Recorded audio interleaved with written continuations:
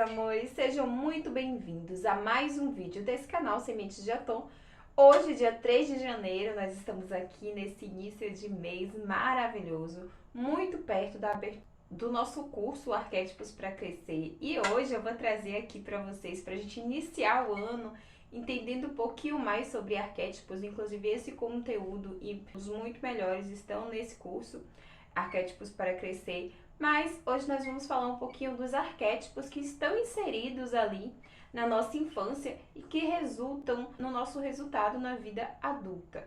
E hoje, mais especificamente, nós vamos falar da figura arquetípica paterna, ok? E como exemplo, eu vou utilizar a rainha Rihanna, isso mesmo. Alguém nos comentários pediu para eu falar da figura arquetípica da Rihanna e hoje eu trouxe essa informação mais de um ponto de vista um pouco diferente. Bom, a Rihanna, ela nasceu em uma localidade do Caribe.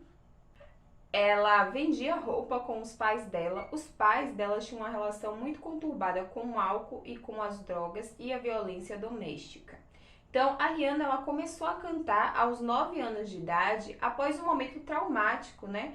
Que foi presenciar o pai dela batendo na mãe. Ela começou a cantar. Desde então ela não parou, ela cantava na varanda, no banheiro, e o primeiro grupo que ela formou foi na época da escola, junto com duas amigas. Essa junção dessas três pessoas fez com que outra pessoa percebesse a existência da Rihanna e a convidasse para fazer uma gravação para levar para os Estados Unidos, para mostrar a outras pessoas. E no momento em que ela fez essa gravação, uma das pessoas que gostou da voz da Rihanna foi o Jay-Z, que é o atual marido da Beyoncé, e acabou levando ela para o mundo da música, ajudando como produtor musical dela. Bom, todo esse processo inicial é o natural, né? Porque ela descobriu ali, após um momento traumático, o que seria de fato possível para ela fazer com a informação daquele trauma.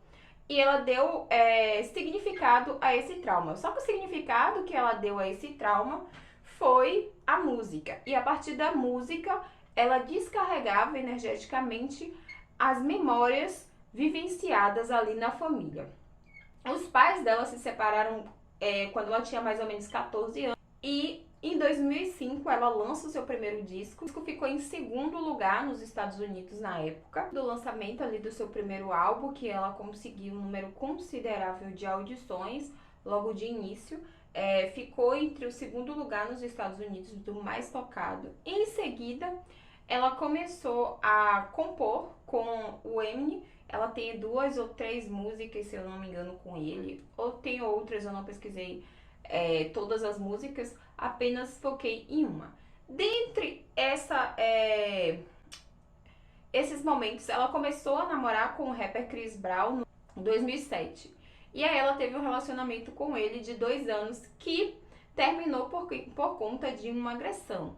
Bom, o que mais chama atenção nesse processo é a idealização de um relacionamento onde ela buscou uma pessoa que refletia os traços arquetípicos paternos dela.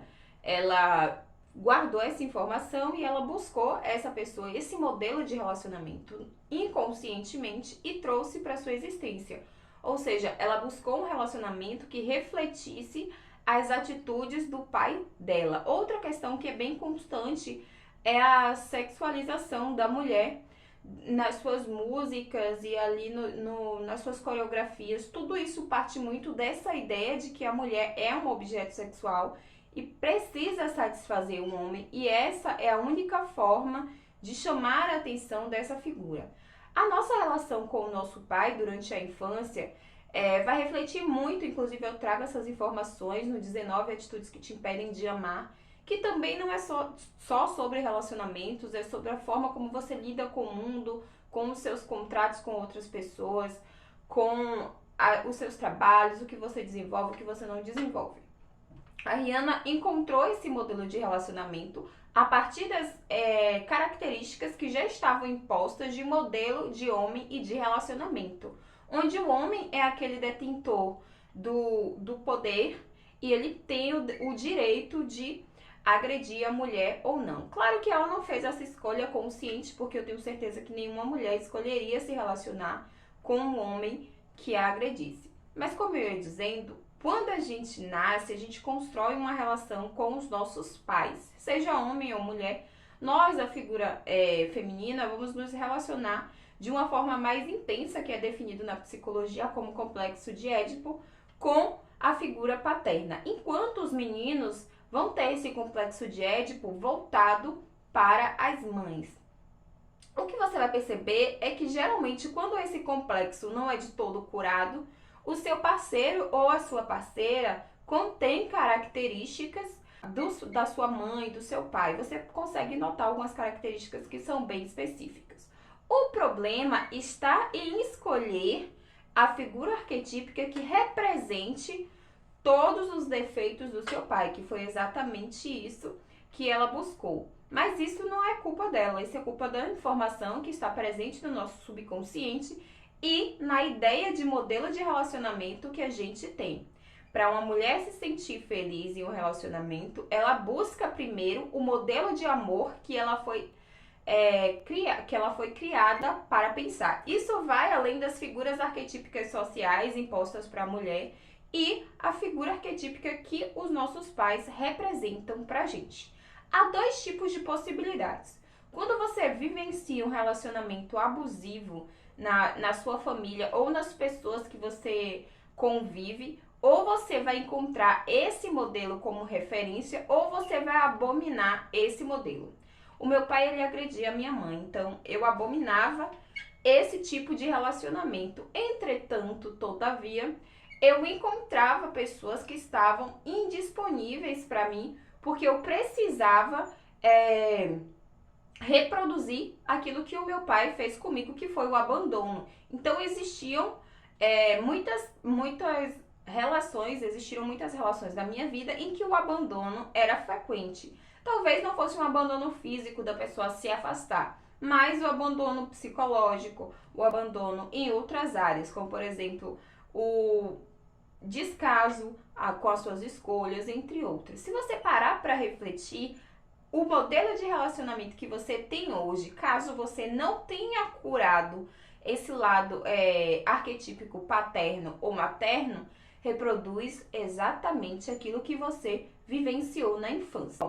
O segundo momento da carreira da Rihanna diz respeito após essa agressão, né, com o rapper Chris Brown, onde ela terminou o relacionamento, mas ela tinha essa convivência com o Rap Eminem e eles criaram uma música com o nome de The Way You Live. Em 2010, estava ali em um álbum que eles lançaram, inclusive foi uma das músicas que bateu o recorde do YouTube em apenas um dia. Então foi um momento que, ao assistir o vídeo, a letra, ela fala sobre um relacionamento onde a mulher, no caso, você percebe ali com o vídeo, onde a mulher está em posição de viver um relacionamento abusivo, mas ela não consegue se desprender porque ela busca o amor dessa pessoa.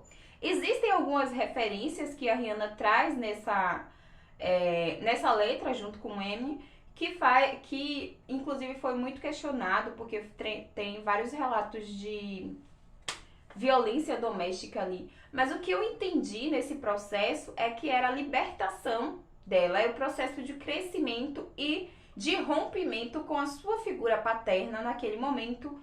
Então ela vivenciou a agressão com o Chris Brown, a traição, e naquele momento em que ela construiu aquela música, em que eles fizeram a melodia, escreveram a letra, houve esse rompimento daquilo que já estava posto no seu subconsciente. A música é Love the Way You Lie, que traduzindo é Adoro o jeito que você mente. Muitos momentos da música, ali a gente consegue identificar esses passos do relacionamento abusivo. Então, há momentos em que está bom e outros momentos em que está ruim. Então essa troca de polaridades com muita frequência está presente ali no relacionamento abusivo, e ela fala, essa música tem parte 1 e tem parte 2, e todas as duas partes focam exatamente isso. Mas um trecho me chamou muito a atenção, que foi: eu sou o super-homem com o vento nas costas. Ela é a Lois Lane. Lois Lane é um personagem de quadrinhos americano que é um amor platônico do super-homem.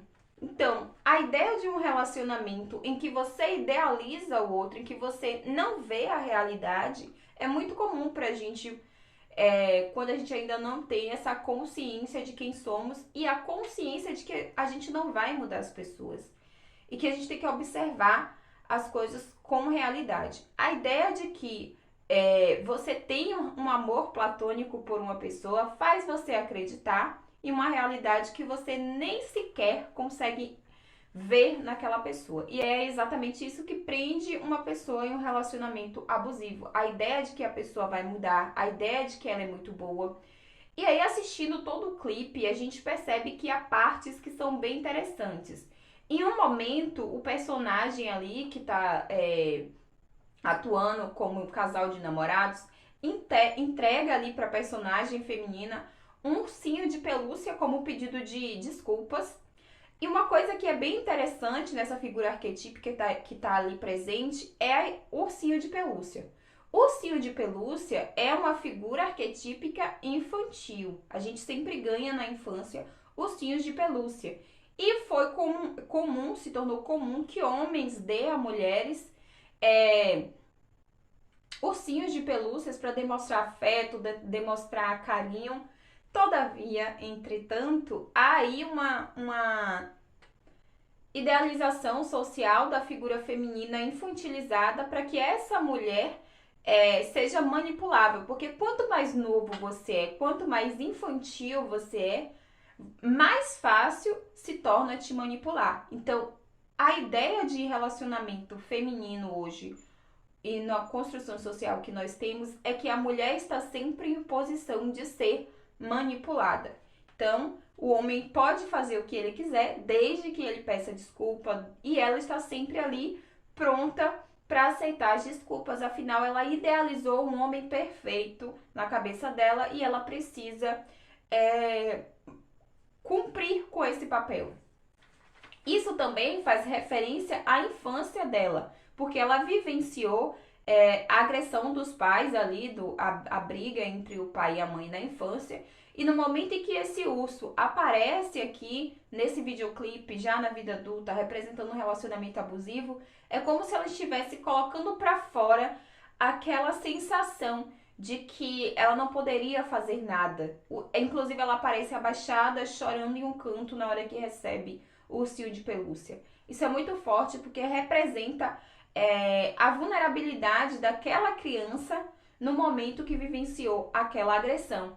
Mas esse momento se repete porque passado, presente e futuro coexistem. E se a gente não cura as nossas memórias do passado, provavelmente isso vai influenciar no nosso cotidiano. E é exatamente isso que acontece. O segundo ponto interessante nesse videoclipe é que nos momentos de raiva, as coisas começam a pegar fogo e é sempre o homem que começa a soltar fogo pelas bodas. Em um momento, a própria personagem que representa a mulher, ela tem o poder de apagar esse fogo com as suas mãos. Então, fica muito claro ali que o homem é aquele que coloca o fogo, que acaba com tudo, mas o poder está nela em aceitar, em apagar a chama. É como se ela se responsabilizasse por aquele momento, pelo aquele descontrole do parceiro. E é isso socialmente que nós vivenciamos, a ideia de que a mulher é capaz de fazer com que o cara se acalme. O início do clipe também é um pouco, bastante escroto, né? Porque é ela quem provoca a briga. Só que essa é uma versão que afirma que a mulher é aquela quem provoca e o homem só parte para agressão física porque foi provocado.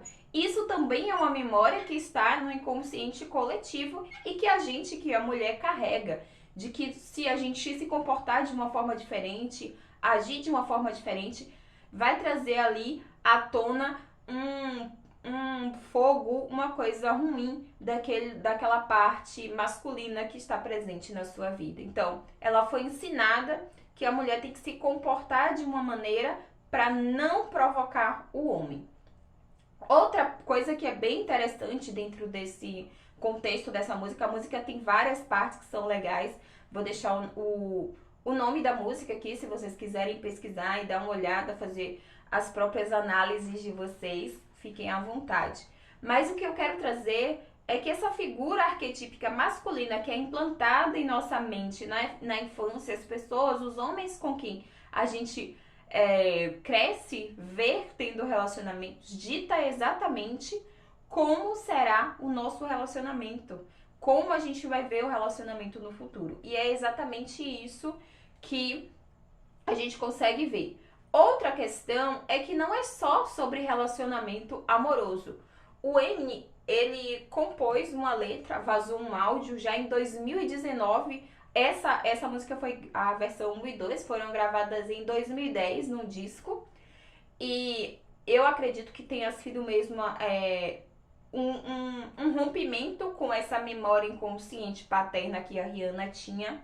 Mas ela encontrou duas pessoas que reproduziam esse machismo e essas memórias internas que ela tinha. Nessa treta que rolou entre o próprio Eminem, o Chris Brown e a Rihanna, apesar do Eminem ser amigo da Rihanna há bastante tempo, trabalharem juntos, saírem juntos, vazou um áudio onde ele estava compondo uma música ali, onde ele dizia que é claro que eu estou do lado do Chris Brown. Eu também agrediria uma vadia se ela causasse. O resto não vale a pena ler. Então, ele se posicionou depois disso, né? Depois do vazamento, dizendo que não foi intencional, que foi um pensamento antigo. Mas a Rihanna, ela não se posicionou após isso. Ela também não demonstrou ter brigado, nem feito nada com relação à amizade. Mas algo que fica claro aqui é que se você tem um modelo masculino no seu inconsciente negativo, se você teve um relacionamento com seu pai ruim, se os seus tios que estavam por perto não eram pessoas legais, não eram pessoas que compartilhavam de um pensamento menos misógino, menos machista, provavelmente você vai se conectar com esse tipo de pessoa, porque essa figura arquetípica está no seu subconsciente. Você acredita que todo homem é assim. Mesmo que você ache ruim, que você não queira, mas você vai se conectar. E a Rihanna, ela se conectou com esses dois homens que de fato teve importância na vida, no caso, o Eminem quanto amigo e compositor, colega de carreira. E ele acabou fazendo esse comentário extremamente machista e escroto. Depois ele foi se desculpar, dizer que não teve intenção de magoá-la. E o próprio Chris Brown. Mas o melhor é que quando ela rompe com essa estrutura, com essa ideia arquetípica paterna, a vida dela prospera completamente, né? Então, ela já tinha ali feito alguns filmes, inclusive ela não foi premiada por nenhum filme, mas ela entrou no Guinness Book 5 vezes como artista mais tocada do ano. E no ano de 2017 e 2018, ela lançou ali duas marcas. A primeira é a sua marca de maquiagem, que o principal foco é atingir diferentes tipos de pele. E a Seven Fenty, que é uma empresa de lingerie, que também tem o mesmo foco, atingir todo tipo de pessoas com diferentes padrões. E no ano de 2022, ela ganha da Forbes o título de milionária do ano, seguida pelo próprio Jay-Z e o Kanye West. Eu acho que está na categoria de pessoas negras. Então, uma coisa é que quando a gente rompe com esse imaginário masculino, a nossa vida flui. A Rihanna teve filho recentemente, casou, teve até alguns comentários ali afirmando que ela foi traída, mas se você observar o comportamento dela após esse momento, inclusive eu nem sei se ela tem gravado, ela se tornou uma mulher mais reservada, que focava mais na carreira dela, que focava mais nas marcas e atingiu a marca de 1,7 bilhões de reais, se tornando uma das mulheres negras mais ricas do mundo. Curar o nosso arquetípica paterna, limpar o nosso subconsciente ou materno também, é uma das chaves principais para você prosperar. Não tem como você ter prosperidade, foco na sua vida, se a sua cabeça está todo o tempo tendo que lutar contra monstros que foram criados na sua infância, na sua adolescência. Enquanto eu não rompi com a figura arquetípica que eu tinha do meu pai, eu não consegui ter um relacionamento saudável. Enquanto a Rihanna não conseguiu romper com a figura arquetípica do pai dela, ela não conseguiu ter um relacionamento saudável. A ideia que a gente tem o tempo todo é que a gente está sendo usada pelas pessoas que passam na nossa vida. E isso não é ideia de uma pessoa adulta, entende? Quando você se torna mulher de verdade, quando você vai sai da sua infância, das suas memórias, dos seus sofrimentos, dos seus traumas ali da infância, e você perdoa, entende que aquilo fez parte do seu processo, mas que ele não dita quem você vai ser, aí sim você consegue prosperar. Aí sim você consegue ter sucesso na sua vida. Então, gente, esse segundo vídeo do ano, eu desejo que vocês de fato reflitam sobre a figura arquetípica materna ou paterna que vocês têm. Pode não ser paterna ou materna, mas de quem te criou, quem estava do seu lado na infância. Muitas vezes a gente tem crenças que a gente nem sabe e que estão atrapalhando as nossas vidas. Caso vocês tenham dúvida, eu tenho um e-book que fala sobre 19 crenças que te impedem de amar, que fala de prosperidade em todas as áreas da nossa vida. Não só do amor. Porque quando a gente ama de verdade, quando a gente é capaz de esquecer essas memórias, de entender o nosso passado, a gente prospera e a gente consegue viver melhor. O meu curso Arquétipos para Crescer vai abrir turma no dia 7 de janeiro e eu espero você lá para a gente falar de arquétipos como esse e outros que nos impedem de crescer na vida profissional, na vida acadêmica, na vida amorosa e que eu tenho certeza que vai contribuir bastante com a sua vida e com o seu crescimento pessoal. Beijo grande e até o próximo.